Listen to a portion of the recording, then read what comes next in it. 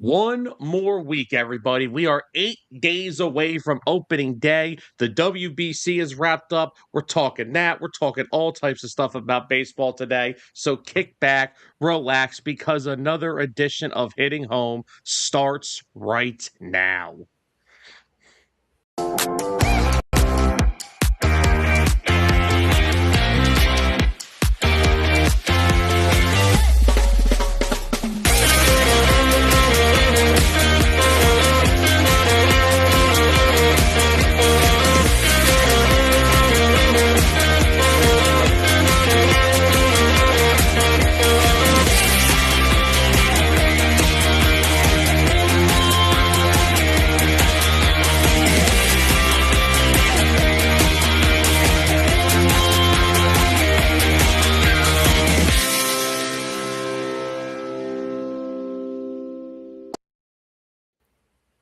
And welcome everybody back into another edition of Hitting Home, only here on 609 Sports Talk Radio, coming to you guys live for all the latest and crazy stuff around baseball. Big show today. We'll talk some World Baseball Classic later on. I have to recover from it still. But as always, we are your hosts, Sam Nelson, Dustin Reese, and we are joined again by a special guest, Cubs play-by-play announcer from Marquee Sports, Alex Cohen, joins the show. Alex, welcome to Hitting Home, and thank you for taking your time to talk with us this morning. Anytime. I appreciate it. It's just fun being able to talk meaningful baseball in March. So, with the WBC and then obviously Cubs season, baseball season starting next week. So it's a fun time to be a baseball fan. Absolutely. So how has spring been going for you this year? I know this is your second full year with Marquee this year after transitioning into it. So just kind of how has the transition been for you going from calling AAA now to being with Marquee full time and just kind of being down at spring now? Yeah, I mean, I love it. Being able to go down to Arizona when it's 90 degrees and then, 25 degrees in Chicago's nice. Tried to bring back a little bit of a tan. I'll lose it next week. But yeah, I mean, it's obviously very different. It's different calling 150 games in 162 days than it is calling, 35, 25 games. So, yeah, I mean, I'm really enjoying being able to relocate to Chicago, being able to call games at Wrigley Field. I mean, there is nothing better, in my opinion, than a Friday 120 at Wrigley Field when the Cubs win. It's the perfect baseball experience as a true baseball fan. So I've loved it. I've really enjoyed it. And Marky's been great to me, not only allowing me to call, games via play-by-play, but also podcast work. Myself, Lance Brostowski are starting a podcast with Marquee Sports Network. It's called Cubs Now. It'll start the first week, so starting next week, and then going on to the rest of the season. So between podcast work, play-by-play work, and everything that Marquee Sports Network has given me, it's been great. Let me ask, when getting into being like a broadcaster, what got you into that? Like, what got you into wanting to do that?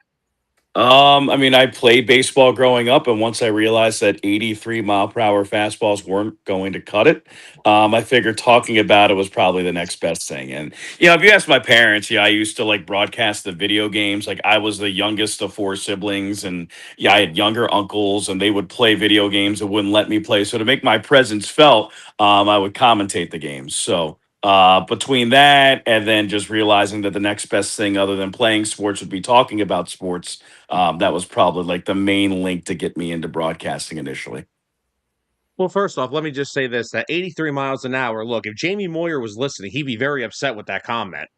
Yeah, I mean, mine was a little bit flatter than that. And I was a right-handed pitcher, and didn't throw as many strikes. And then also, like, I was a 325 metal bat hitter. So I think that says enough. Like I could have possibly played D3 baseball, but once I realized, like, hey, you're not going to be a big league player, and I realized that, a little bit too late. Probably I was like 16.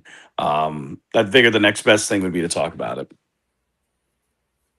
And kind of the funny thing with you is you've kind of taken the broadcasting route like a lot of Major League Baseball players do, where they start at the lower level minors, they work their way up, they get the AAA, and then they're just kind of waiting for the call to get to the majors. Yeah. You kind of did the same thing. You were calling Iowa games for several years, and you were just kind of hanging out in Iowa, and then all of a sudden, 2 years ago, you got the call in July. Yeah. Right up after the All-Star break, and since then, you've kind of been up with Marquis. Just kind of talk about your first experience calling a big league game at, again, it was the Red Sox, wasn't it? No, so it was Cardinals. It was Cubs Cardinals the Cardinals. day before the All-Star break, and then it was Cubs Yankees the day after the All-Star break. It was exhilarating, man. I mean, like I've been working in minor league baseball for 13 years. I called like 1,500 minor league baseball games. I found out in June that I was going to be calling the game on July 14th and July 19th, and you get all this advice saying that it's the same game. It's just a different stadium. It's the same play. It's just a different auditorium.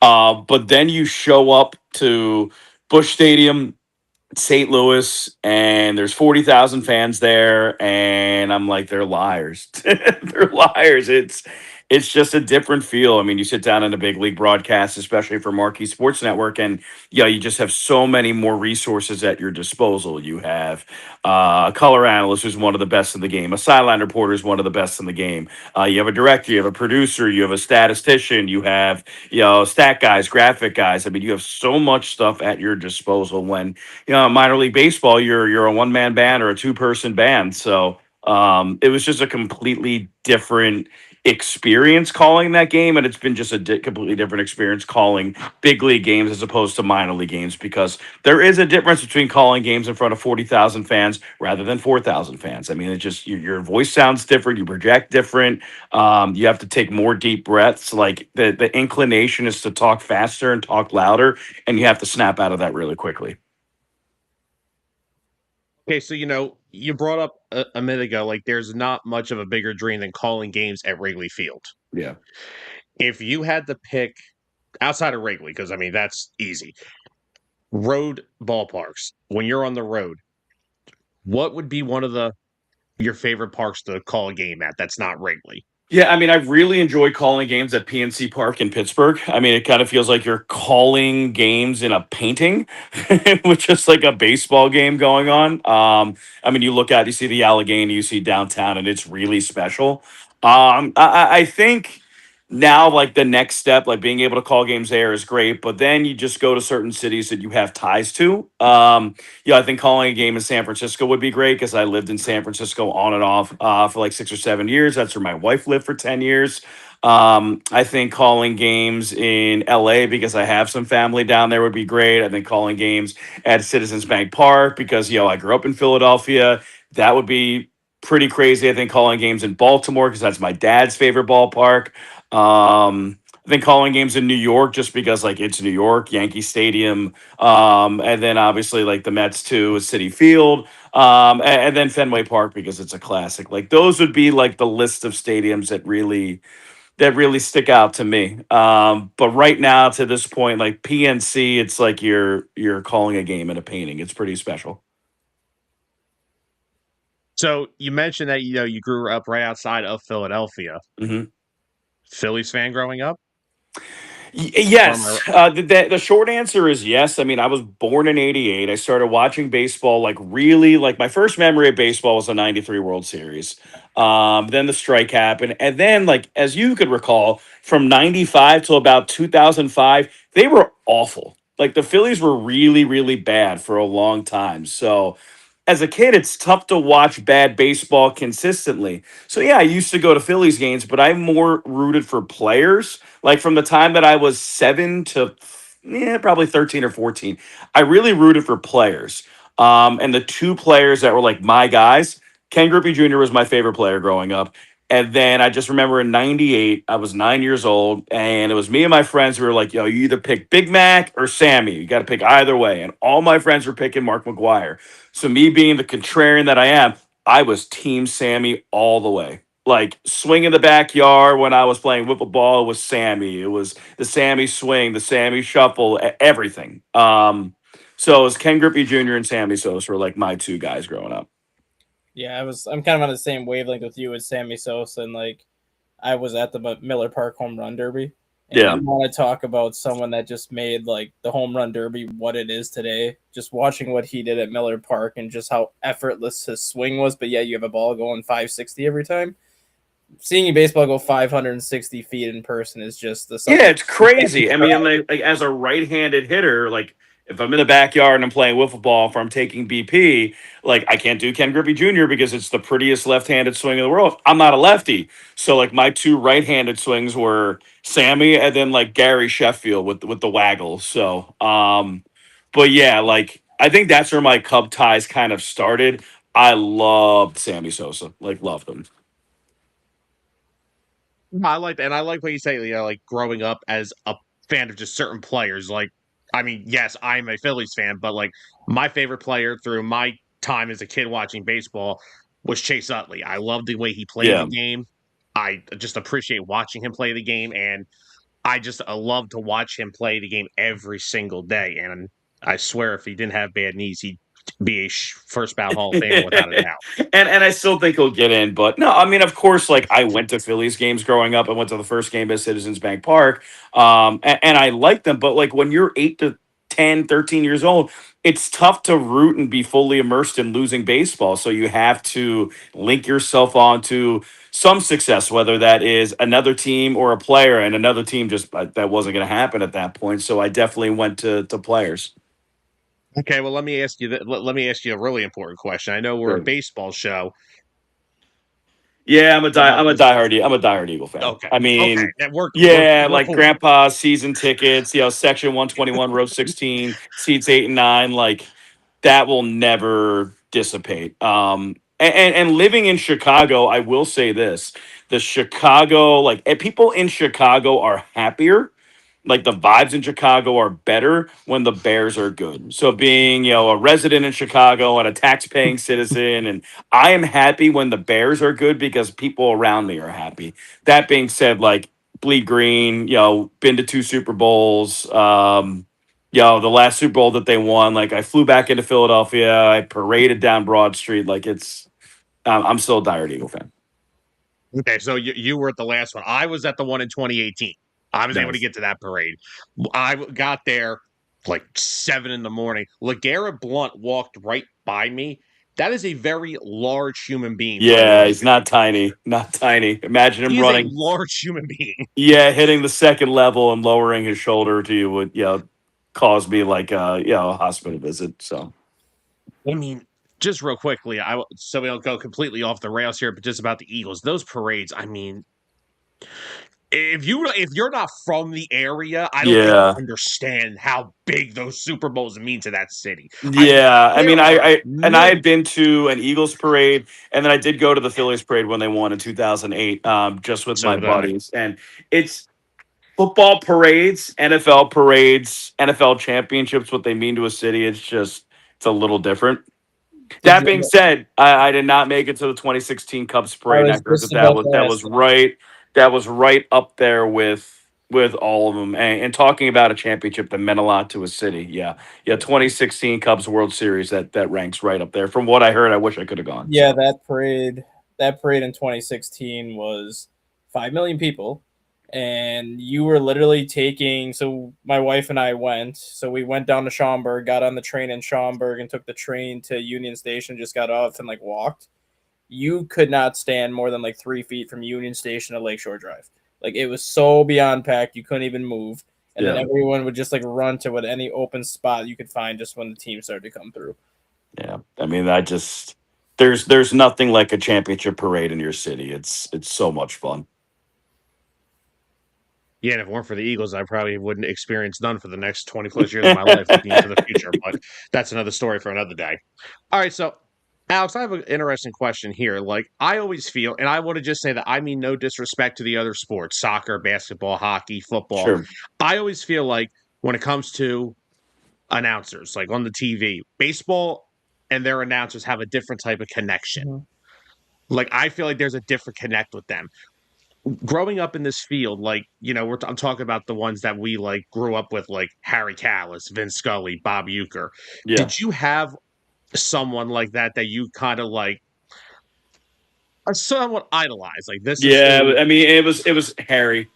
It was Harry. Okay, It was just like the voice of summer to me. Like it's exactly what baseball to me should have sounded like. You're sitting out on the backyard and your broadcaster's like smoking cigars and ripping whiskey, and just like his voice has just been soiled in that for 3 decades. And Yeah, it was Harry Callis for me.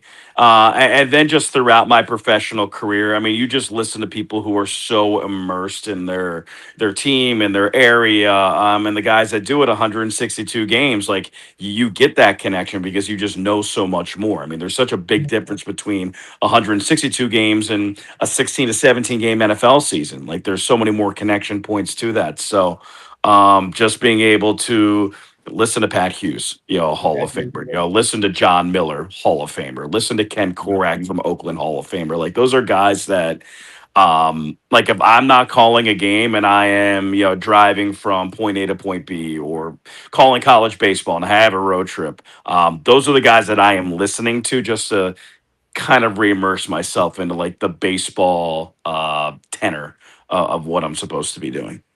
I know Len Casper said this when he left the Cubs to go to the White Sox radio booth, that his dream was always to call a radio game as opposed to calling TV games.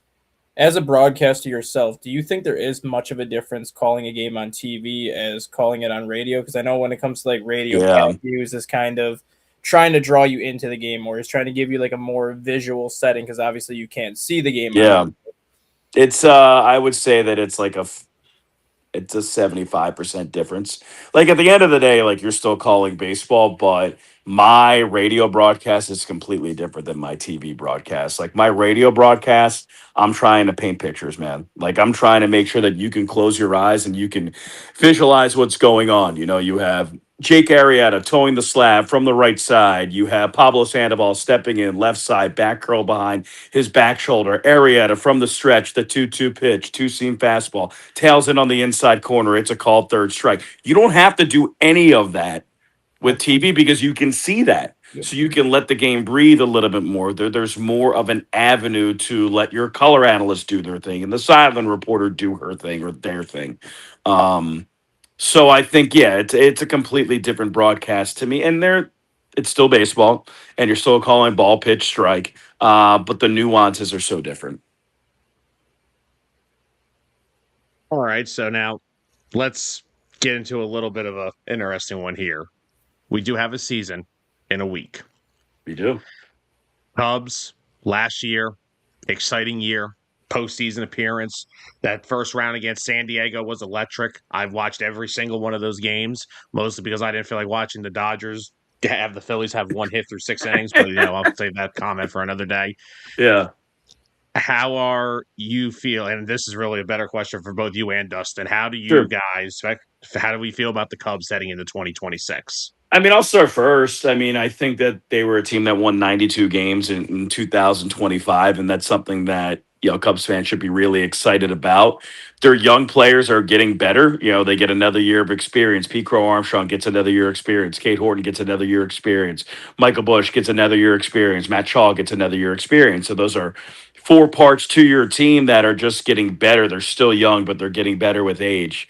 It's a real crucial year for the Cubs because you have Seiya Suzuki in a contract year, Ian Happ in a contract year, Nico Horner in a contract year, Carson Kelly in a contract year, Matt Boyd in a contract year. So if there is a year to really capitalize on the talent that they have, it's right now. I think their starting pitching is in a place depth-wise that you haven't seen anything this good since they won the World Series in 2016. You have legit 9 guys who you could feel comfortable out there starting a game, and you'll feel comfortable out there getting a quality start. So I think their starting pitching is in a really good place. I think you saw Daniel Palencia in the World Baseball Classic. Like, he's a legit closer, like a legit closer.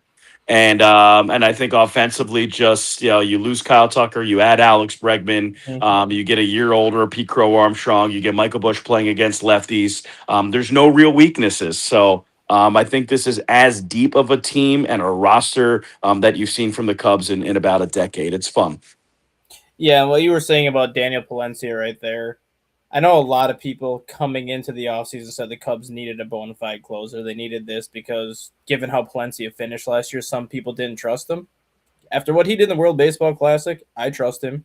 He proved he's a bona fide closer. Not only did he do it on the biggest stage of them all when it comes to baseball, but to have that many high leverage situations this early in the season, 5 hitless innings in the World Baseball Classic. He only allowed 1 base runner and there was a walk, and he struck out 9 guys. He's ready. and he's ready to show Yeah. Major League Baseball that he has the potential to be a top 5 closer. Yeah, I mean he was tremendous in the WBC. It was not just throwing 99 to 101. It was him being able to throw sliders in the right count. I mean I think you saw last night against Team USA the splitter really worked. So if he could throw 3 pitches to go along with 101, yeah, I think he's really difficult to hit. Like Mason Miller is the best closer in baseball. From the second best closer to the ninth best closer, there is a wiggle room or not much of it. So I think that Danny has the potential and now has the experience to be an elite closer. Really curious to see what he does this season. Yeah, and I like losing Kyle Tucker. We knew was going to hurt, but then again, he did play injured last year, and his numbers at the end of the year were not Kyle Tucker numbers.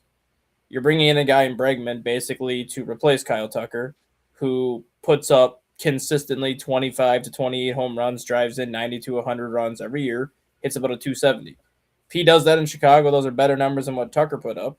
You're getting Gold Glove defense at third base. You're getting a guy who's a contact first hitter who doesn't strike out a ton. That's something this lineup has lacked, and even like in the playoffs last year, they needed more of those contact-oriented players as opposed to the swing and miss guys. And Bregman brings that to the middle of the lineup that desperately needed it. He does, and he also brings a right-handed bat. So with Tucker, and I actually think Tucker was a really good player, especially the first half of the season. Like your top 3 bats: Tucker, a lefty; Bush, a lefty; Pete, a lefty. So adding a righty to that mix to go along with Seiya Suzuki and to go along with Ian Happ's a switch hitter, obviously, but to go along with Dansby Swanson and Nico Horner. I think having a right-handed bat who can play third. Really important. And I think it just adds, lineup balance where you can also add Pete as a lefty and Bush as a lefty and Moises Ballesteros as a lefty. You can be more creative with your lineup. So I think adding like a really solid right-handed bat who is going to play, more than likely 145 to 155 games. He's really durable. So, and that's not even talking about the leadership piece of it. So, Yeah. I think Alex Bregman is a huge signing for this team.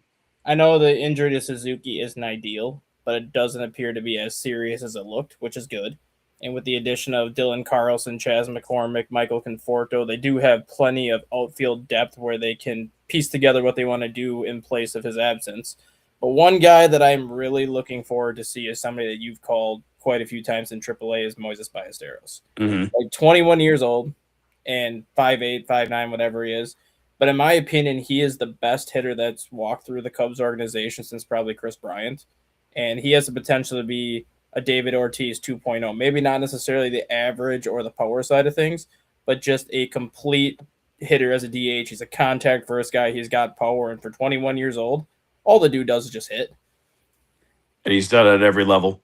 Like he is a special bat, and it's not just like average power, this and that. It is 2-strike approach. It is ability to go to all fields. It is to be a tough at bat. It's contact first. He doesn't strike out much. He doesn't chase much. So I think being able to get him into the lineup specifically against right-handed pitching at 21, he'll succeed. So just seeing what he can do with a close to full season under his belt in the big leagues.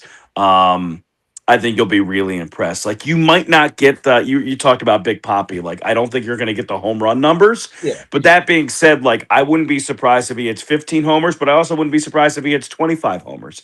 And if he hits 25 home runs for this team, I've talked about X factors, like how can the Cubs win 95 games? And if Moises Ballesteros hits 20 to 25 home runs as a left-hand hitting DH who can occasionally catch, they're going to win 95 to 100 games. Yeah, he's actually my prediction to win Rookie of the Year this year for the National League. I'm kind of tough when you don't play as much defense, but you have to really be able to hit to do it, and he has the capability to really hit to be able to do it. And then what are your thoughts on Jonathan Long? Jonathan Long is, I think, another one of those guys that perfect platoon option for Michael Bush at first if they want to use him. Perfect platoon option as a DH if you want to go righty, lefty DH with Ballesteros if he struggles against lefties. I do expect him in AAA now that he got hurt kind of that first week in spring, but he's another one of those guys that I think if he goes through AAA like he did last year, Cubs are going to have no choice but to call him up at some point. Yeah, I mean, he was one of the best hitters in AAA baseball in 2025. I think the injury was unfortunate. It set him back because he was in big league camp and he was getting a lot of at bats. And yeah, he could play first, he could play third, he could play the corners. Yeah, it's really curious to see what they do at first base. I think they're giving Michael Bush the reins to say, hey, you're going to hit righties, you're going to hit lefties until proven otherwise. And I think that he will succeed. So I don't necessarily think they need a platoon bat at first. They need guys who could fill in if he's hurt, God forbid. But they have Miguel Amaya, Carson Kelly, and they're working Matt Shaw there too. So they have reinforcements for Bush if something were to happen. But you can't deny what Johnny Long did at the AAA level. And if he continues to do that or really build upon that and be even better, I mean, there's two choices for the Cubs to have. You either keep him and you bring him up, or you trade him come the trade deadline, because he's going to be clawing at the door of the big leagues, whether it's for the Cubs or one of the 29 other teams. That's actually gives me a good question to ask both of you. What is the Cubs' plans with Matt Shaw now that they have Bregman at third base? He's gonna play everywhere. I mean, I think you saw it during spring or have seen it. I mean, he's played third, short, second, right, center, left, and first. The only thing that he hasn't done is pitcher and catcher. I mean, he's going to play everywhere. And I think that really utilizes his athleticism. He's one of the better athletes on this team. And one other thing that I think that it does, it takes the pressure off of hitting. He can go out there and just swing. And Matt tinkered a lot with his mechanics offensively in his first year. But remember, he was drafted in the first round as a hit for a shortstop. Like, the hit tool was never something that was going to be an issue. So the fact that he is taking on all these defensive responsibilities and being competent at 5 to 6 positions, it takes a little pressure off of the offense to, hey, Matt, just go out there and swing it. And I think during spring, at least, you've seen the results of that. He looks calm, cool, collected. There's not as much noise in his swing. It's calmer. It seems more smooth. And the stats kind of speak for itself. Yeah, he's going to be their version. This group's version of Ben Zobrist, where it's pretty much you can pencil him in the lineup every day. It's just a matter of where you're going to put him every day. Yep. I mean, I don't know if he'll play every day, but I mean, you look at the amount of at bats that Matt Shaw had over the course of the season with AAA and in the big leagues. It was like right around, I think it was like a little bit over 500 plate appearances. I wouldn't be surprised if he's somewhere between like 350 and 400. Like, if his amount of at bats this year start with a 3 or a 4, I think you're in a good spot. And then plus you got him for defensive versatility too, like late in games if you need to put him in just for defensive purposes, depending on what the matchup is going to be. Yeah, I would agree. Sure. Now, another one I want to ask, what is your thoughts on, of course, we know in baseball, one of the biggest strengths of any team is pitching. Cubs have had some additions to their pitching. I mean, they brought in Edward Cabrera from the Marlins. I think that may be one of the most underrated moves of the offseason.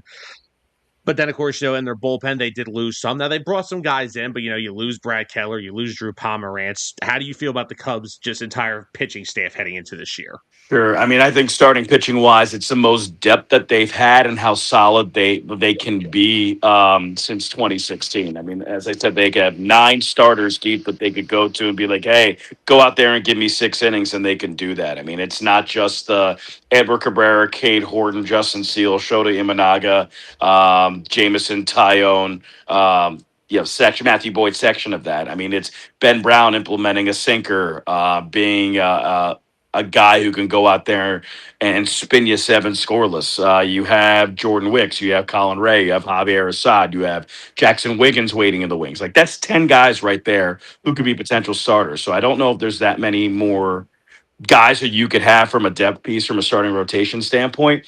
Bullpen wise, like, if Daniel Palencia is an all-star closer, it doesn't matter.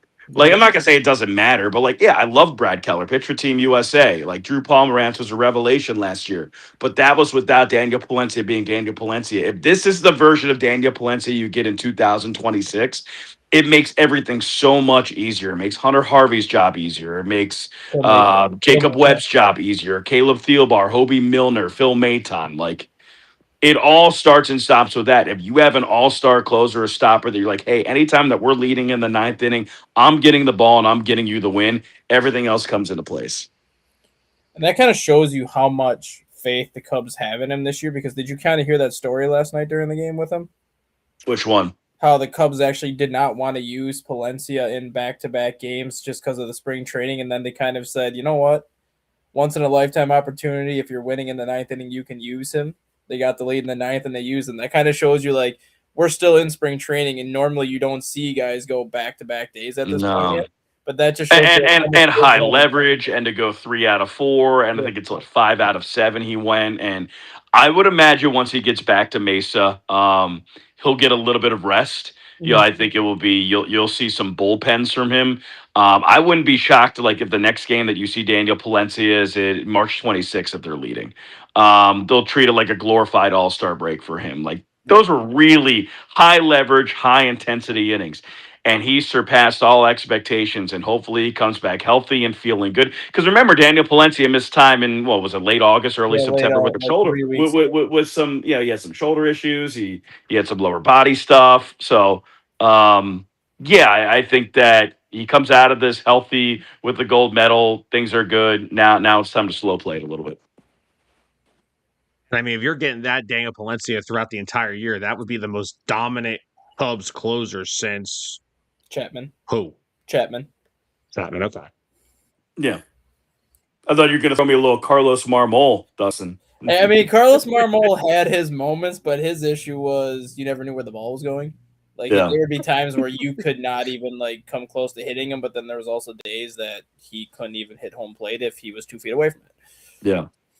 I throw Kerry Wood in there, the 2008 version of Kerry Wood. For sure. Yeah.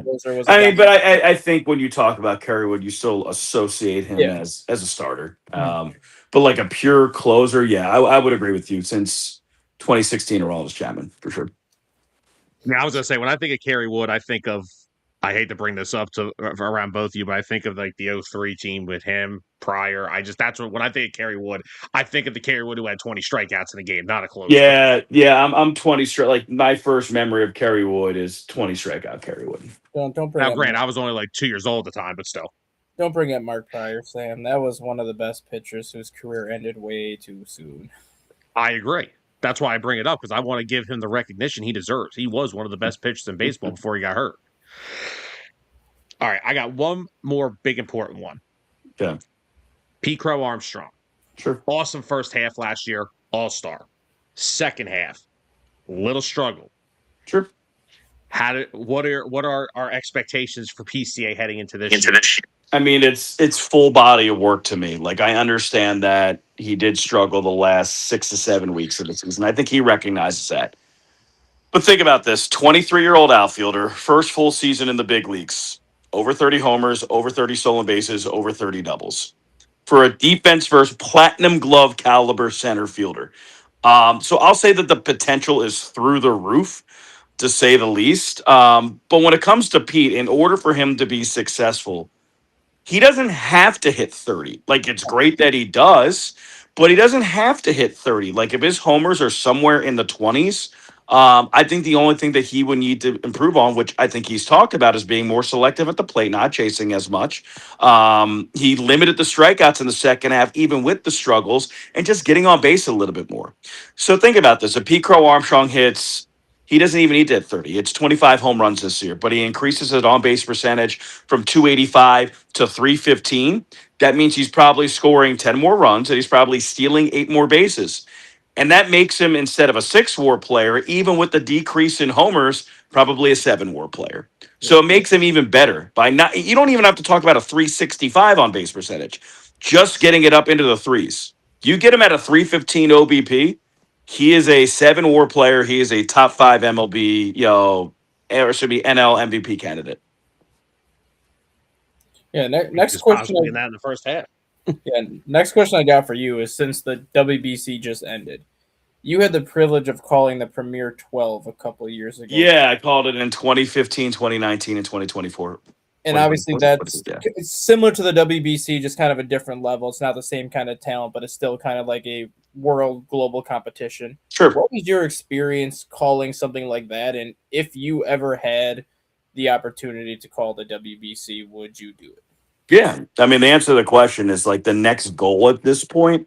From a broadcast perspective, like I either want to call World Series I want to or call playoffs or call the Olympics or WBC. Like I've been broadcasting international baseball competitions since 2015 and being able to do the Premier 12 in 15, 19, and 24 and call games at the Tokyo Dome. It's pretty special, especially the 2019 Premier 12, which was kind of like the tournament that really got international baseball back because it went into the 2020 Olympics and then the 2023 WBC. And you look at that 2019 Premier 12, the MVP of that tournament was Seiya Suzuki. He was the best player on the field. Then he goes over to the US, and then obviously he's been, 30 homers, over 100 runs driven in 2025. The best pitcher in the Premier 12 in 2019 was Yoshinobu Yamamoto.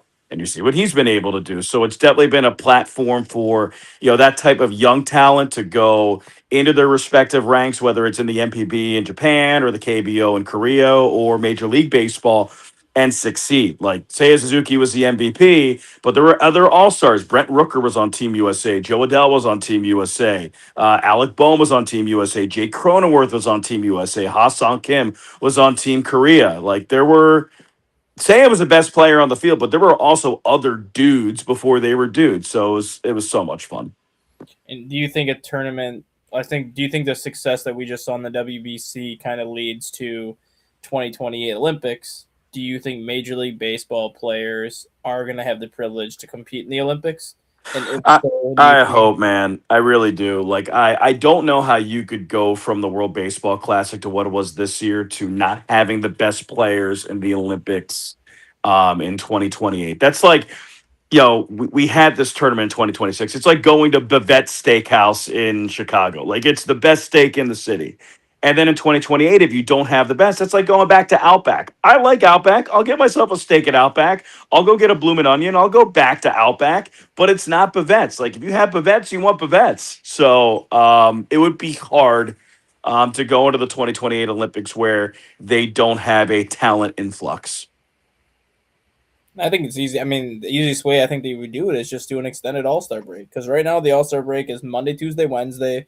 Most teams go back to their cities on Thursday, and then you start play right away on Friday. Just give them that whole week off. Because I think they said the Olympics is only like 5 days for the baseball portion of Yeah, it. they can consolidate it. I mean, there's a lot of other things to sort out with baseball, and I think you understand that with a potential lockout brewing in Yeah. 2027. They'll be talking about anything and everything: midseason tournaments, Olympics possibilities, where they place the WBC in years coming. So, yeah, there's a lot to be decided before that. But no, I want when I'm watching international baseball, like I want the best players from each country or each baseball operation to be able to play there. So I think it's important. I mean, look no further than the Dominican U.S. game. Skeens versus that lineup. That was the matchup that everybody wanted to see when the WBC was starting. That Correct. Dominican Republic lineup going up against Skeens. And that Yeah. lived up to the hype. Yeah. Absolutely. I couldn't agree more. And I mean, you just look at the way, like, how much the WBC means to these places. Like, I mean, you saw Venezuela when they won that last night, the emotion they showed. I mean, they said on MLB Network, there were more guys crying that they won. It means so much to these places. And I think if you put that on the highest stage at the Olympics, no disrespect to the WBC, but if you're putting it on the Olympic stage, it can only grow the game bigger. I mean, isn't that what the goal is every year, is to It grow the is. game? It is, but it just gets tough doing a midseason tournament, and I think and I agree with you. I would love all the talent possible, whether it's pitchers, hitters, whatever, to be in the Olympics. When you start to get guys going to their inning limits and contract incentives, and then insurance policies, like it's difficult to do that before the season, but. I mean, heck, if you're Paul Skeens and you've thrown 115, 125 innings before the All Star break and Pittsburgh's actually winning, what do the Pirates think about you going over and pitching, 20, 21 innings in the Olympics and like wasting bullets, not wasting bullets, but using bullets on that? I would imagine it's not really necessarily from a hitting perspective, from a pitching perspective, it could be tough to get by in. I mean, the I one mean, thing yeah, that. Go ahead, Sam. go ahead, Dustin. Yeah, Okay, well, I yeah. mean, I appreciated the WBC always. Like when that event started, I've watched it every year.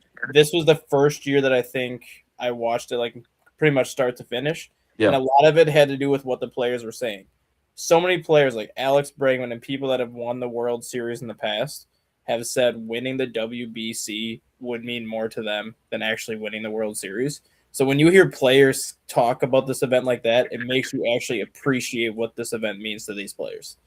I mean, I would agree with that, but also the players that say, "Yeah, I've won a World Series. I'd rather win a WBC at this point or an Olympics at this point." It's because they've already won the World Series. I mean, you have guys who haven't, where I mean, it would probably stack up. But I mean, you heard Derek Jeter too. Like Derek Jeter is like, well, guys who say that have different context points.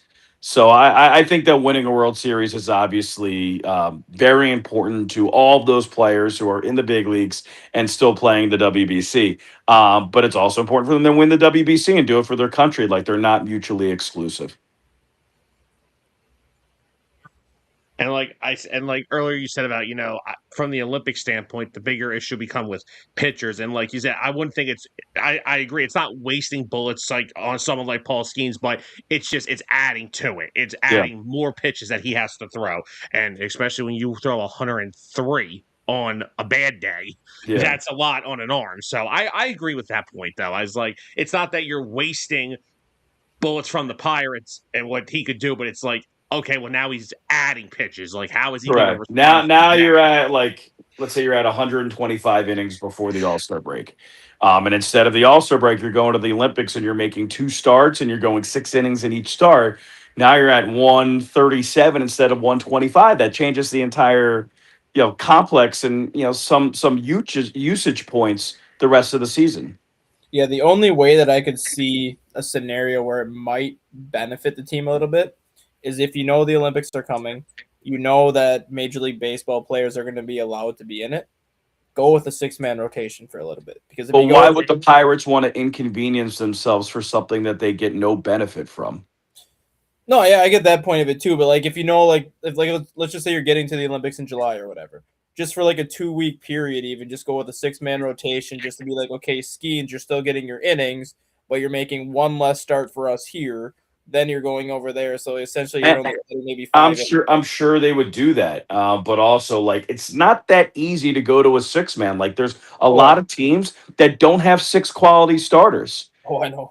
So then you're inconveniencing yourself with your sixth starter who might be a fringe big league guy Right. instead of going on your normal 5 days rest 5-man rotation for the previous 3 months. Like I think I'm looking at it as like an MLB GM or an MLB manager being like, why should I put my team at a disadvantage and give Paul Skeens one less start, my ace, because he wants to go mid-season and play 10 days in the Olympics. I mean, I'm playing devil's advocate because I think Sure. that they should do it. But that would be part of the thought process. Yeah, it's not like the Cubs, Alex. But it's not like every team's got 10 guys you could throw. Correct. So we do a 10-man rotation if we wanted to. Correct. Correct. Yeah, you'd be like the Phillies, and they have like as of right now maybe four healthy ones. Yeah, they have four top end starters, and then the rest, like, you hope that Andrew Painter's healthy. Pretty much it. Oh god, I do hope he's healthy because I've watched his spring training, and the stuff's Oh, there. the stuff's unreal. It's really good. The stuff is there. Now, Alex, I have a kind of an interesting question. We know over the past few years that baseball's one goal has been try to speed the game up a little bit, for Sure. the fans that come out and say baseball's too long. I think those are just people that don't appreciate the sport for what it was, is, and will be. But, when they come up with these rules, like the pitch clock, stuff like that, we know that the players have and coaches have to make adjustments to that. As an announcer, was there when the pitch clock was brought in, was there an adjustment period for you guys as well? I mean, fortunately, it happened in the minor leagues earlier than it happened in the big leagues, so I had practice. But yeah, I mean, I think the first like hour and 50-minute game, I'm like, I didn't get enough stuff into it. Like you kind of like you have all these stories, you have all this research that you do. But like with the pitch clock and the quicker games, there are some times where you just have to throw it all out the window and call the game, which you didn't really have to do without the pitch clock. So I just think in the circumstances that the game is going quickly, you kind of have to humble yourself as a broadcaster, and anything that you wanted to talk about, any research that you did do, any stories that you did get, you kind of have to put on the back burner. So it took some trial and error to figure it out. I don't think it took very long, but yeah, you realize very quickly, like you're calling a 2 hour, 5 minute game. You're not, going into the weeds in the fifth inning about a story that you found out in the clubhouse. Or you just save your stories for a rain delay. Could do that too. But fortunately, in TV, we get to go to break. So Oh my God. Yeah, because the one story that I have is like, when Major League Baseball started doing the pitch clock, I'm right outside of Trenton. So, of course, we have the Trenton Thunder here. They're now part of the MLB Draft League. They did mm, their first All Star game in Trenton the one year. It's the fourth inning, and I've been here for 2.5 hours. right. This is before they brought the pitch clock. I'm like, yeah, they need this everywhere because Yeah, this they is not. do. They do. I mean, I thought it was really important in the minor leagues because you have these young kids. You don't want to get them on their feet for 3.5 hours a game for 150 games. I was a little bit more skeptical in the big leagues just because some people and some pitchers use the pitch clock to their advantage or not having a pitch clock to their advantage. Um, I think it's helped the game just from a viewership standpoint. Like it's easier to keep people glued into a 2.5 hour game than it is for a 3.5 hour game. That's just like the ADHD culture that I'm part of. Um, but yeah, like I think that it's helped. And I know some people that think there's been too many rule changes, and like I'm not going to go into the weeds in every single rule change. Like there's a pro and a con to everything, but I have been very happy with the way that they have, formulated pace of play and time of game and been able to make positive changes for that in baseball. My favorite rule that they did was the three batter minimum, just because it took away the constant stoppage of lefty faces lefty, I'm going to pull him. Righty faces righty, I'm going to pull him. Lefty comes back out there. I like the fact that you're forcing guys to actually have to throw three straight hitters regardless of handedness, and it does speed up the game a little bit there too because now you're not cutting the commercial every 60 Correct. seconds because you Now didn't. you're not doing three pitching changes per inning, and I mean I could see pros and cons to both. Like I'm sure if you'll ask like pitcher coach or a bullpen coach, like they don't want the three batter minimum. They They want to don't. be able to play chess when it comes to their bullpen. Like that's part of the fun of it. But from a viewing standpoint, yeah, I think that overall any way to speed up the game. Which is interesting because the replay system doesn't do that. But the replay system only changes the game by like a minute and a half, like on average. Right. It's really not that big of a deal. But yeah, I like what they've done. Yeah, I mean, in the replay system, like I said, it adds a couple extra minutes. But I mean, if it's to get something crucial right, then we should have it. My I mean, bigger, you saw in the WBC they didn't have it, and there were 3 or 4 crucial calls missed. Like if I'm a Dominican Republic fan, oh boy, like The Mason I Miller, wanted Mason Miller strike the three. the automatic balls and strike system yesterday. The Mason Miller strike three to end that game is going to be kind of, I think, the topic going into the next WBC, where it's going to be like, yeah, we need the ABS Yeah. because everyone's using it now. Everyone needs to get used to it. Well, it's not even like the robots, just giving people the opportunity to challenge it. Right. yeah, like I said, I like the pitch clock, three batter minimum, the ABS strike system, all that stuff I like. Only one rule that baseball has that they've changed it. I'm not the biggest fan of. No, it's not because I don't like sitting through 19 innings of baseball. Trust me, it's the runner on second base rule.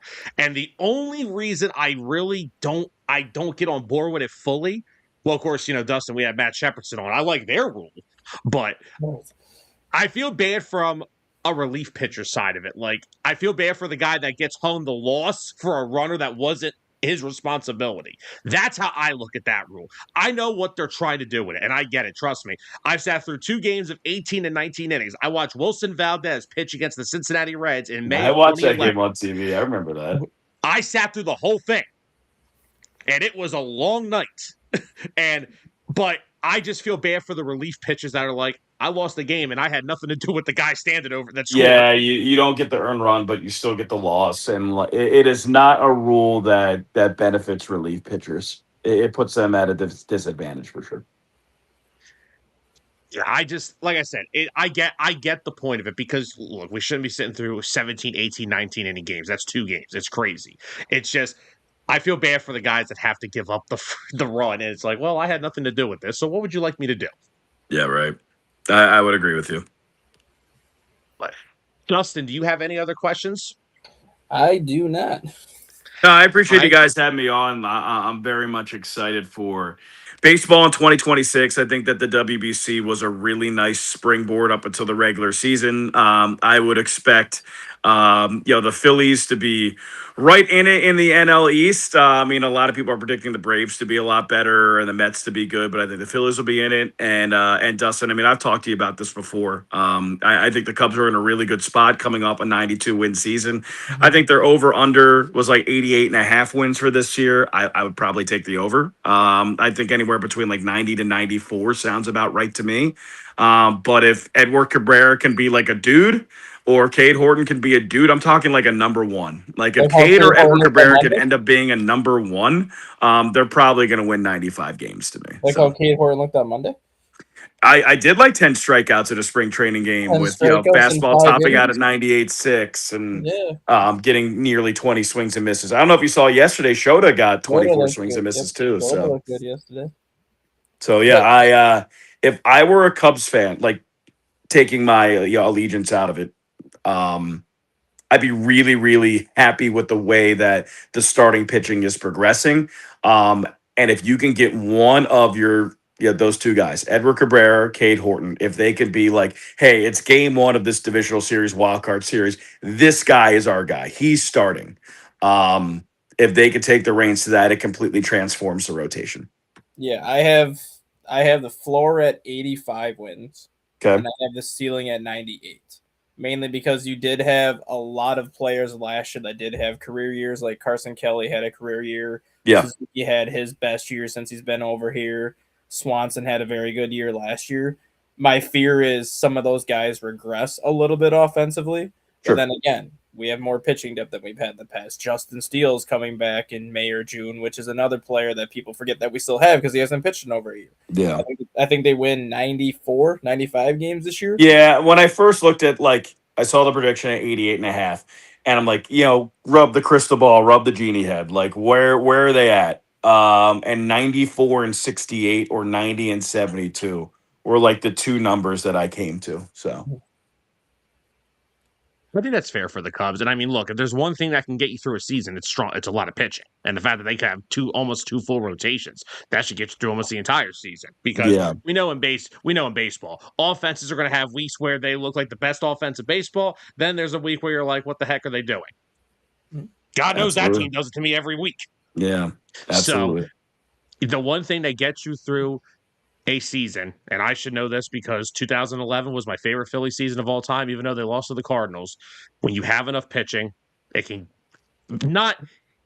mask some other issues, but I'm not saying the Cubs have those issues. I'm just saying if there's one thing that gets you through an entire year is enough pitching. Yeah, enough starting pitching is a team safety blanket, 100%. Absolutely. But Alex, I want to thank you so much for taking the time out to talk Anytime. to us today. We appreciate it, and good luck to the Cubs and to you personally this season, man. Thanks. I really appreciate it. Looking forward to talking to you guys again. I'll check in on you in April when it's Cubs Phillies, see how you're doing. But no, I appreciate you guys having me on and looking forward to when the season starts. Thanks, guys. Sounds good. Thank you, Alex. Thanks. All right. So now let's also get into some. Dustin, where do we want to go from here? We want to jump into the WBC a little more? Yeah, that's fine. We'll do that. Yeah, and of course, for anyone that's just tuning in, that was Alex Cohen, Cubs play-by-play announcer from Marquee Sports, taking his time out to talk with us today. Awesome guy to talk to. And definitely when Cubs and Phillies are a thing, we'll see where we are. Want to jump into a couple of the comments real quick that did come in earlier in the show. Andrew is here with us once again. Andrew, good morning. Hope you're having a great day. We're going to get into that right now. I know your comment was way earlier in the show, and I want to apologize for just getting to it, but Andrew, best swing I've seen him make since last July. What's up, Georgie? Good morning to you guys as well. All right, Dustin, let's get into it. World Baseball Classic last night. I'm not happy. I don't think anybody's happy. I'm just going to get off of my initial thoughts just real quickly. I'm mad. I'm not happy. Aaron Judge is mad. Aaron Judge pretty much. Well, Aaron Judge should not hit 220 in the WBC before he's mad. I think That's one thing. I think there's a few things that I'm mad about. First off, Team USA, I want to say one thing. If you are a relief pitcher on that staff, I am sorry because they pitched their behinds off for the past 2 games. They've been good mostly the entire tournament. But that bullpen over the past 2 games was lights out. And yes, I know Garrett Whitlock had a rough ninth inning yesterday, but that bullpen to shut down the DR's lineup to one freaking run in the semifinals and then pitch the way they did yesterday, I feel so bad for that bullpen. The offense because you said it, and everything that you said about them before we got to the knockout round became true over the past couple of days, even though they beat the Dominican Republic.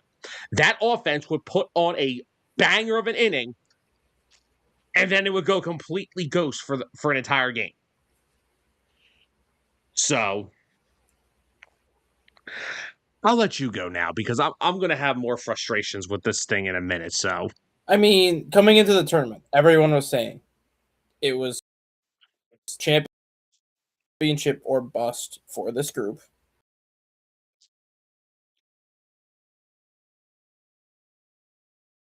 I think Dustin I think Dustin froze on me. So, but did you freeze?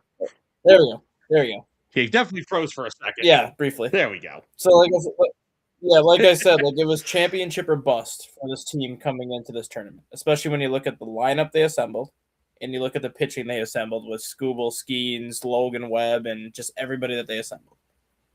Not only did they not win the championship, but they lost to Italy in the play-in and the pool play games where they were lucky to even make it to the knockout round. Can you imagine what would have happened if they did not even get into the knockout round based on losing to Italy and how they lost to Italy? Like, you would have been looking at a catastrophic failure for USA Baseball if they didn't even make it to the knockout rounds. They got to their third straight championship game, which credit to them. They beat arguably, and I'm going to say this because I've watched a lot of the WBC, I think the Dominican Republic lineup they had this year was the greatest lineup that anybody's ever seen in the WBC. When you look, I 100% agree. And the U.S. went through them and beat them 2-1. So the fact that they held Dominican to 1 run with that lineup goes to show you how good their pitching was for the most part this tournament. The offense is what let this team down. And you saw it even in the knockout rounds. They beat Brazil 15-5. Heading into the 9th inning, that was a 7-5 game. There is no reason Brazil should have been that close to beating you in pool play. Against Great Britain, they beat Great Britain 8-1. 5 runs came in 1 inning. Outside of that, that was a 3-1 game. Another team you should have had beaten probably 2 or 3 innings into the game. Mexico, they beat 5-3. All 5 runs came in 1 inning. Outside of that, they couldn't do anything against Mexico. They lost 8-6 to Italy. All 6 runs came, or 5 of the 6 runs came from the 6th inning on, with 4 runs coming in the 8th inning. Another team they couldn't do really anything against. Then you get to the knockout rounds. They beat, who they play first? Can't remember who they played first in the knockout rounds. Let me go say. I think it was. Was it Mexico? No, it was one of the pool winners. It wasn't Puerto Rico. It wasn't. Whoever they played in the first knockout. Canada. They played Canada. Beat Canada 5-3. 4 runs came in 1 inning. Otherwise, they almost let Canada win that game. Beat Dominican 2-1. Both runs came in 1 inning on 2 swings. And then they scored 2 runs again last night. All came in 1 inning on 1 swing from Harper. The fact that you have Aaron Judge, Kyle Schwarber, Bryce Harper, Bobby Witt Jr., PCA, Alex Bregman, Cal Raleigh, and all these guys that are capable of hitting 40 home runs, and you have a hard time scoring runs, that's a problem. Yes, and I also want to say I need someone to talk Mike Trout into coming back on the Team USA. I want my captain back. I think he would have had he not gone through as many injuries as he has the last couple of years. I think he would have. And I think he's, 32 now? 31? He's 30? older than that. Is he really? I thought he was still only 32. I think he's older than that. Like, he can't be because he's been in the league 13 years. He started playing at 19, 20. Trout's 34. So he's 34. So he will be 35 later this year. He will be 37 the next time the World Baseball Classic comes around. Yeah, that's not happening. I think he comes back one more time. If he knows that is going to be the last event he can basically participate in. I think he will be back for the next one. What his role will be at that point is a little bit of a different Murky. story, but I think he'll come back kind of like Kershaw this year. Kershaw came back because he knew this was the last time he was going to participate in this event. I see Trout being the same way, even if it's usually solely as a bench leadership presence or as a pinch hitter only. I think Trout is back for that next WBC just because it'll be the last time he can do it. And again, we bring up the offense. Since Roman Anthony's home run in the fourth inning against the Dominican Republic, the U.S. went 4 for 48. Yep. And 3 of the 4 hits came from Kyle Schwarber and Bryce Harper. So if you take out the Phillies players, they had 1 hit. And it was a freaking hit last night from Bryce Terang. That is, first of all, like you said, there are too many. There's too much talent in that lineup to be that bad in the WBC. Number one, let me just go to Mark DeRosa, because Mark DeRosa has been on my ish list since the freaking Italy debacle, where he thought they already had punched their ticket. Which I don't understand, because his first go around as the manager, he did well. They just lost to a better Japan team in the championship game. What, 5-4? Like he didn't. Yeah. He was not a bad manager the first go around. Like I don't know what happened this go around. Well, let's start there. Number one, you decided to sit players when you thought your ticket was punched. You forgot how the rules went. That's strike one. Strike two. Last night, Byron Buxton has no hits in this damn thing. Yeah, that was a one lineup decision that I did. Well, actually, 2 of them. Yeah, because Gunnar Henderson should have found a way into that lineup as well, because Gunnar Henderson has actually had some decent swings in the WBC.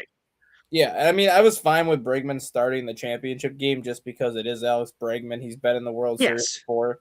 But, like, I was surprised that Cal Raleigh didn't get a start. Raleigh hasn't hit well in this thing either. That's the other problem. But the switch hitting factor with Eduardo Rodriguez. Yes. Gives you another right-handed hitter, whether you want to DH him or whatever you want to do with him. Yeah, and it's not like it's not power. You got a 60 home run hitting catcher on your bench. And but then starting Byron over PCA made no sense. That was the one that I did not get. And then let's talk about the 9th inning. He goes to Garrett Whitlock. Mason Miller was available, but apparently he was only available if it was a safe situation. Breaking news to anybody who watches baseball: when you're the home team in a tie game, there is no more safe situations coming to you. Mm-hmm. So could we not and I get it that the Padres told, well, look, if these teams are going to call them and tell them what they are able to do with them, then I'm just going to say, okay, here, go back. Then I can't use you then. Just go back then. If Mason Miller was available, then he had to pitch that 9th inning. Mm-hmm. That could have saved, because look, Garrett Whitlock's got stuff. Garrett Whitlock is not Mason Miller. Mason Miller is probably the quote-unquote best closer in baseball. And there's no reason that he should not have been pitching that 9th inning. I mean, look at Palencia. The Cubs literally called Venezuela and said, we don't want Palencia pitching on back-to-back days. The only way we will let you do it is in a save situation in the 9th inning. And he went out there and just went, Schwarber, gone. Gunnar Henderson, pop up. Roman gone. No chance. Mark DeRosa did not have a good WBC. And now, look, I don't want to blame the whole thing on DeRosa, but I mean, like you said, when you have a lineup of that caliber and they don't hit, this is what you get. You got to hit. I mean, the fact that shows you how flawed our baseball is here. And everyone kept making the argument that these players are struggling because they're in the spring training mindset where they know exactly how much time they need to get ready for the regular season. So they're kind of still going out there doing the motions, kind of still figuring out timing and things like that. I am so done with that excuse, because the Dominican Republic and Venezuela, Fernando Tatis, Vlad Guerrero, Ronald Acuna, Manny Machado, all these guys are still in spring training mode. Did they look like they were having problems swinging the bat? Because the last time I checked, the Dominican Republic was hitting wiffle balls over the fence. Like, they didn't look like any of those guys were having trouble swinging the bat. Yeah, this is now two, and like I know you said DeRosa had a better tournament as a manager the first time around he was here. You've lost two now. Like I you've mean, gone there twice and you lost both. The Japan loss, I'm fine with because I Yes, mean, Japan was on a heater. Well, U.S. lost to Mexico in the play-in round that year too, but they lost to Mexico I think like 7-6, and nobody else even came close to eliminating the U.S. that year, so it didn't matter. And then Japan was the only undefeated team in that tournament, and you took Japan to the bottom of the ninth inning, where basically Shohei came on with the tying run at second base, and Mike Trout being the winning run and struck out Mike Trout. Like, if that's how you're gonna lose, I'm fine with that because it's Shohei. Like, Yeah, whatever. This one, but at least hit then that year they hit. Yeah, this one I just don't. I don't understand what happened to this team's offense. And I will say, by the way, that ninth inning with the ninth inning with the stolen base, that just proves to me right now that Dodger fans, I don't care what he is as a hitter, deep behind the plate, Will Smith will not, has never been better than JT Realmuto. No. Now, as a hitter right now, yes, absolutely. But behind the dish, no chance. JT is still the best in gunning down runners. And the thing is, did you catch the interview mid-game with Mark DeRosa? No, because I was disgusted. So they were kind of talking to him like when they were down, I think 1-0. It might have been right after it was when they went down 1-0. They were kind of asking like his strategy after like McLean and kind of what the plan was going forward. And Mark DeRosa's like, well, we need to have all hands on deck. Then why the hell didn't you throw Miller in there? If all hands are on deck, why was Mason Miller not used in the 8th inning? Why was he not used in the 9th inning? Like, if all hands are on deck, why are you not using Mason Miller in the 9th inning when you had to? And if you go into extra innings, you figure it out from there what you're going to do. Exactly. Like, extras, okay, everything's on the table. But if you get, because here's the thing, if Miller throws the 9th inning, I don't think anyone on Venezuela is going to hit him. And then guess what that means? And then Palencia is not throwing the 9th inning for Venezuela because it's not a safe situation. Yeah. You have a chance, and then you have a chance with Schwarber, with who was after Schwarber, you said? Was it Gunnar Henderson? Gunnar Henderson pinch hit for Bregman. Yeah, and also with Roman Anthony, you have a shot to walk this thing off, but no, you went with Whitlock, who I didn't even warm up fully. I mean, you look at it too, like, who was Venezuela sending to the plate in the 9th inning? Mason Miller against Luis Ariz. Luis Ariz is a good contact hitter. He's going to put the ball in play, but he's not going to be someone that's going to square Mason Miller up. After that, you had Eugenio Suarez. You throw that guy 302-mile-an-hour fastballs, he's striking out in 3 pitches. Yeah, why did Whitlock try the breaking stuff? Why? Like the part of the lineup that was coming up for Venezuela is why you needed Mason Miller to throw there, because you had a swing and miss guy in Eugenio Suarez. You had another guy in Ariz who's a contact hitter that's going to put pretty much anything in play. And then I forgot who was hitting after Suarez. I can't remember who it was. But the guy after Suarez is another big strikeout guy. Like, that was prime Mason Miller territory, because then you bring in Garrett Whitlock and extras for the bottom third of the order. Let me see. Suarez. Was it Willier? Was it Willier? I'm looking right now. Where the heck is Suarez in this damn line? That was Gleyber Torres.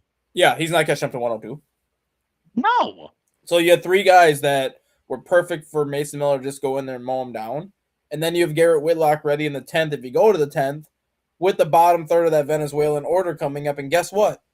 This is international rules. There's no base runner on second base in extra innings. So you're actually playing like baseball legitimately the way it's supposed to be played. So then you have Garrett Whitlock ready for the bottom third of that order. That's where it made the most sense. Yeah, I don't know. This whole thing just became like I said, too much talent in that lineup to hit that poorly. I'm all for Joe Madden. I'm all for Joe Madden being the manager of the next WBC. I mean, outside of him, who else could it be? I mean, you have a lot of options. You have Francona you could use. Yeah. You have, Dusty Baker. If he wanted to manage again, he just did Nicaragua. You could throw Dusty Baker. Yeah. You could throw Bruce Bochy. Bruce Bochy, knowing how much playoff success that man's had now that he's not managing anymore, Bruce Bochy probably is going to be the next WBC manager, honestly. DeRosa should take a leave from MLB Network. Yeah, obviously, if I'm Mark DeRosa, I don't know if I want to be on TV right now. I'm not going to be shocked if in 3 years Bruce Bochy is the next manager.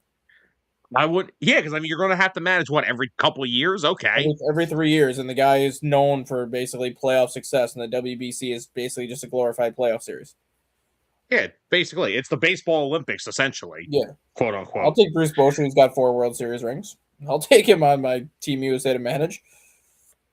Now, the one thing I also want to go back to in the WBC, I think I've complained enough about the championship game. Well, actually, I've not. But I want to go back to something with the Dominican Republic. You know, we brought it up when Alex Cohen was all with us, and I know we were talking about the strike system with the Dominican Republic game. Do you want to know a bigger reason why that? I mean, that's a ball. Let's call it a spade. That's a ball. It was 4 inches below the zone. However,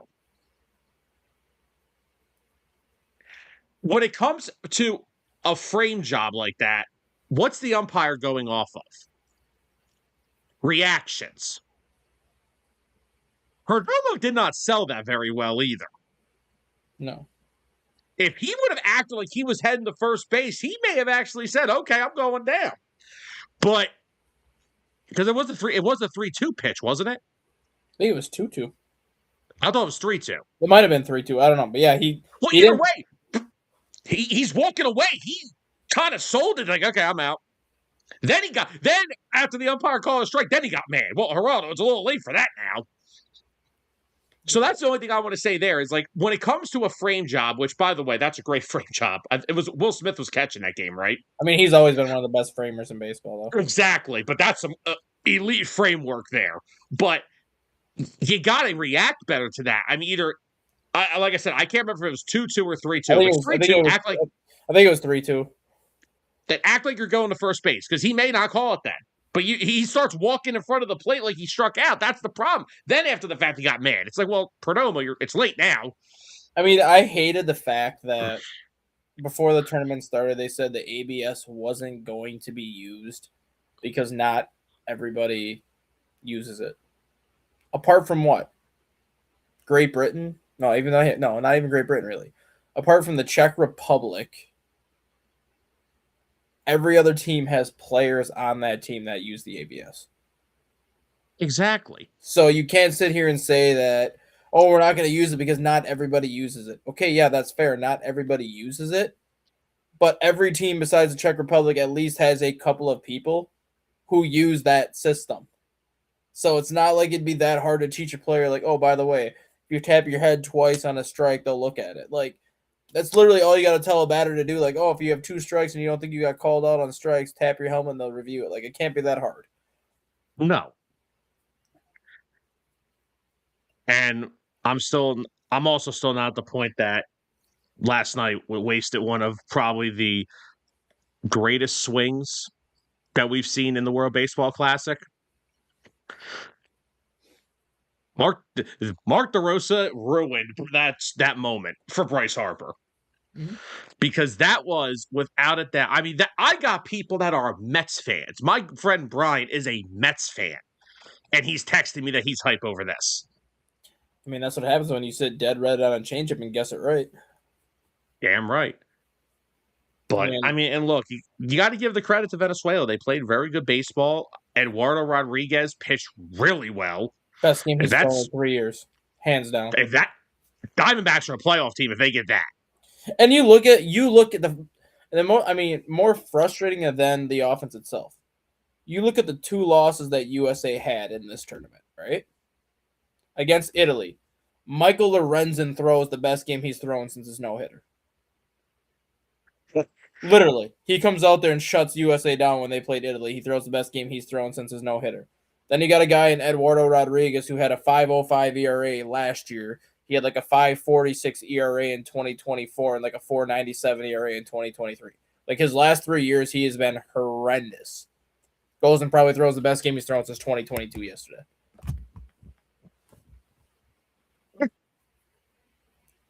And then Lorenzen got lit up his last game. And he didn't start his last game, though. That was the issue. They went with Aaron Nola. Yeah. Aaron Nola pitched well again. And then you bring in Michael Lorenzen out of the bullpen where Granted, he's done that before, but the guy hasn't been a reliever in like 4 years. So he's No. kind of in like unfamiliar territory coming out of relief, and then he got lit up for 3 runs. Yeah, pretty much. Yeah, this was very disappointing. But again, credit to Venezuela. They played well. Acuna had a good WBC. Abreu had a really good WBC. They came up with timely hits. And US, who has all that talent in the world, they didn't get it done. Now we look on to next WBC. I mean, the thing with Palencia, too, 5 innings. Gave up no hits in 5 innings. 1 walk, 9 strikeouts. And you look at some of the batters that he struck out. Like, it's not like he was striking out some minor leaguers here in like bottom third of the order hitters. He was going right through the teeth of every single team he was playing and just gassing them. Yeah. Yeah, it was just, again, it's a USA lineup that's too talented not to score runs. I don't care who's pitching. The one change I would like the WBC to make, and I don't know how easy of a change it could be, is I would like to see this event to start to go to different stadiums. Like, it's been in Houston every year at Dyken Park. It's been at Lone Depot. I'm fine with, I guess, the championship being at Lone Depot Park. Like, I'm fine with having that there. But it used to be at Petco Park for a while. It was at Dodger Stadium for a while. It was at Chase Field in Arizona for a couple of years. Puerto Rico at Huron Bihorn Stadium was hosting games. Mexico used to host, I think it was 2017, the year that the U.S. won the WBC. Mexico was hosting. Like, I'm fine if you want to have the championship in Lone Depot Park, but start having different cities kind of host these events. Why not put it in Milwaukee? They have a retractable roof. Put a pool play up in Milwaukee. Instead of going to the Tokyo Dome every year, go to some stadiums in Korea. They have plenty of baseball stadiums in Korea. Yeah. Go to Mexico again. Have Mexico host. Like, you have other options than just like the same couple cities every year to host. Like, you can still have Team Japan be like the host pool, but you don't have to go to the Tokyo Dome. You could go to a different stadium in Japan. You can still have USA be the host for like one of the like the host for their pool. Send them to Milwaukee as opposed to Houston. You can have the Dominican be the host in their pool instead of playing their games in Miami. Have them play their games in like Dominican. Puerto Rico can host in their stadium. Like, you have other host cities you can use. Like, it's called the World Baseball Classic. Let's have it all around the freaking world, guys. I mean, here's the thought. Don't we play a game in London every year now for baseball? Don't remind me, the Phillies' downfall in 2024 happened after they came back. Don't we have a baseball stadium in London? Yes. Why not have Great Britain be the host of their pool? You have a baseball stadium in London. Obviously, you have enough people that go to those games when teams go over there. Have Great Britain be a pool host next year in their stadium. Exactly. I don't like. Let's expand you want to grow this game globally, like you said, every single year. That's your goal. Well, the only way to grow this game globally is by moving the World Baseball Classic to different cities every single year to grow the game globally. They also talk about wanting to grow the game. I have a good one. Don't have the Dominican Republic and the U.S. game be on at 8 o'clock on a Sunday night when it's the only game on. That's when it should be, though. It's a primetime game. Okay, and I had to be up at 4 a.m. the next day, okay? The primetime game, they don't have choices. All right. Well, I think we've ranted enough about the WBC. We do have a little bit of news to talk about. I mean, it's nothing major, but Red Sox, Tommy Kahnle, minor league deal. Yep. That could be a solid little depth piece for their bullpen if he's needed. I mean, he's going to make the team. Like, if you think he's agreeing to a deal right before the season, you don't think he's going to start the year down there at least? Well, he'll be in the minors. I mean, he's not going to be able to get ramped up now in 7 days. But yeah. my biggest fear whenever pitchers sign this late in the offseason is an injury, because they try to hurry themselves back. They try to ramp up too quick, and they end up getting hurt. Like, Blake Snell was a prime example last year. Blake Snell was signed by the Dodgers on March 10th last year. He was a very late signing. I think he only made like one spring training start last year. But because he was so late in signing, he tried to ramp himself up too quick, ends up hurting his shoulder in April and missing 2 months. Then he came back and was fine after that. But that's why if you're a hitter, signing later in the offseason period really doesn't matter because you can go to batting cages. You can do a lot of different hitting drills to kind of keep you in baseball shape and to prep you for what's to come. Yeah. Pitchers are the ones that need to sign sooner because they actually have a repetition and kind of a what's the word I'm thinking of? What I can't think of the word, but they have like a thing they follow. Routine they follow as to like this is where I need to be this week in spring. This is where I need to be this week in spring. This is where I need to be at this start. Like they have like a routine where every start they make in spring, they go from 30 pitches to 40 pitches to 60 pitches to 75 to like 90. Like they know every start where they need to be. They know every start what they want to work on. So if you're signing a deal with like 7 days left until the regular season starts, you don't have that window anymore to be like, well, this is where I need to be here. Well, I have 7 days and I got to figure out where I need to be in these 7 days. Otherwise, I have no idea what I'm going to do. Yeah. And I mean, Canley last year for Detroit, I mean, his ERA was 4.43. He had a really rough last couple months of the season, but before that, he was actually pretty damn solid for Detroit. So, again, the Red Sox already have a strong pitching staff. The rotation should be good. The bullpen is still anchored by, Chapman, Whitlock, but you got to get that Tommy Canley that you saw up until the second part of last year. Yeah, Captain Changeup. Yeah. It could be a nice little depth piece for the Red Sox bullpen. They could really use it. Can you imagine how fun the Red Sox would really get with this? You could use Garrett Whitlock in the 7th inning, throwing 95, 96, whatever he throws. Then going to Captain Changeup in the 8th inning, who throws around 85, 86 because he throws more changeups than anything. And then just go right to Chapman in the 9th. You want to talk about messing? You want to talk about messing with a hitter's timing? 90, 80, 100. Wait, did you just call him Captain Changeup? He throws 80% changeups and 20% Okay. fastballs. His nickname is Captain Changeup. That's his nickname. Oh my gosh. He had the one appearance last year against, I think it was against the Royals last year. He threw 23 pitches in an inning and a third, 21 changeups, 2 fastballs. He's Captain Changeup. He doesn't throw anything but changeups. Speaking of the Red Sox, Caleb Durbin is having a hell of a spring. Good for him. He's no 394. He's no with longer a on five. the Brewers. 394 with a 500 OBP. Yeah, there's the Red Sox third baseman they were looking for. And funny thing is, like he wasn't even supposed to be their everyday third baseman either. No. Talk about some other people having great freaking springs right now. You got Shea Langeliers and Matt McClain each have 6 home runs. Just thinking, Teoscar Hernandez for the Dodgers has 15 runs batted in this spring. Santiago Espinal of the Dodgers has 14 runs batted. Grayson Stott's hitting 345 this spring. At one point, he was hitting 700, so that'd be kind of nice for him. Adolis Garcia is actually hitting pretty well so far, too. Matt McClain of the Reds has 21 hits in spring so far. 8 more days, brother. 8 more days.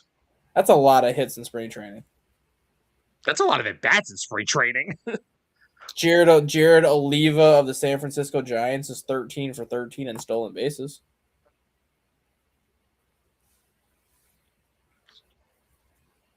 Like we said, 8 more days. 8 more days. Big episode next week. I can't wait. Day before the opener. All right. Anything else we want to bring up this week at least? No, there was some. I mean, I watched some exciting college baseball over the weekend at Notre Dame to get away from or I shouldn't say in Notre Dame, in Louisville with Notre Dame to get away from the 31 inches of snow we had. And how was that? Friday night was 14-11 in favor of Notre Dame. Saturday was 8-7 in favor of Louisville. And then Sunday was 23-16 in favor of Louisville. My God. Pitching was Holy optional. offense. Pitching was optional. Pitching was optional. Wind was blowing out at like 41 miles an hour on Sunday, though. So, I mean, you had no chance to pitch in that game.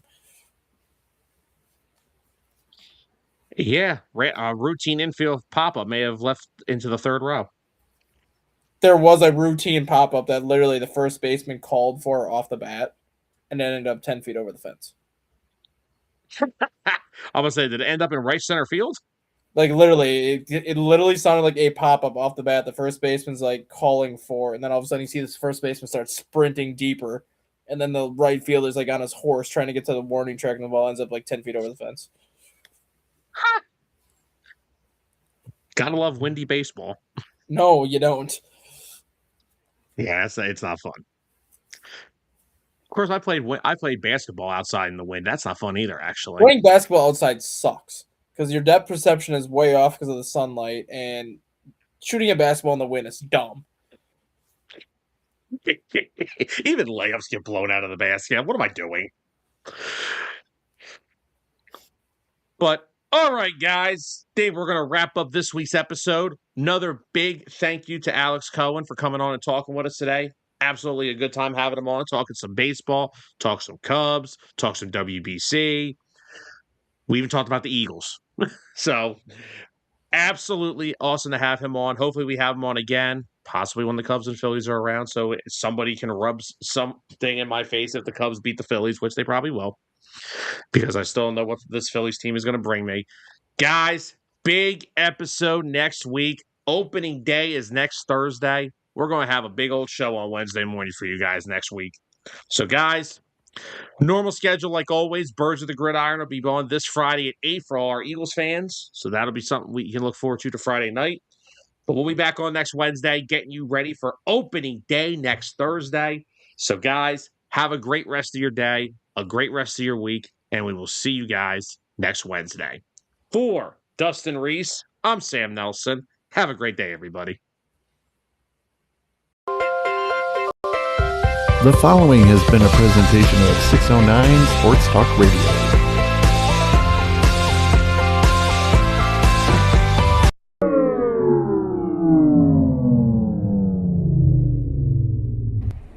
Sam, what did you do?